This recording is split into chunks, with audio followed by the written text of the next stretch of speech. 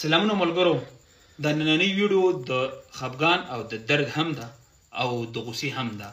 ملګرو زما سره تاسو د دوه تصویران کتلی شئ. دا یو تصویر دا د سوات د سیند هغه تصویر دی چې کوم کسان یې ډوب کړي وو، او بل چېرته که تاسو وګورئ دا د پنجاب هغه تصویر دی چې پرون کم کسان چې کومه دی سیند ډوبول هلیکاپټر راغلی و د پوځ هغه یې بچ کړه.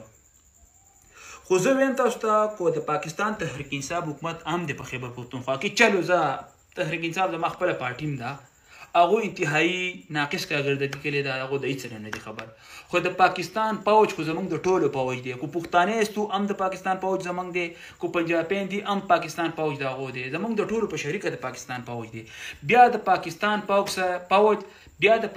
پوځ زموږ سره د مېرنۍ مور سلوک ولې کوي چې پنجابی بچی خو بچکی په پنجاب کې، او پښتون بچی چې کومه دی خپل مرګ په خپلو سترګو ویني او دا نه بچ کوي. اخر ولې؟ زه هم پاکستانی یم، پنجابی هم پاکستانی دی، بیا په من کې دا فرق ولې؟ اخر انسان خفه شي که نه یار. ډېره مهرباني، مننه.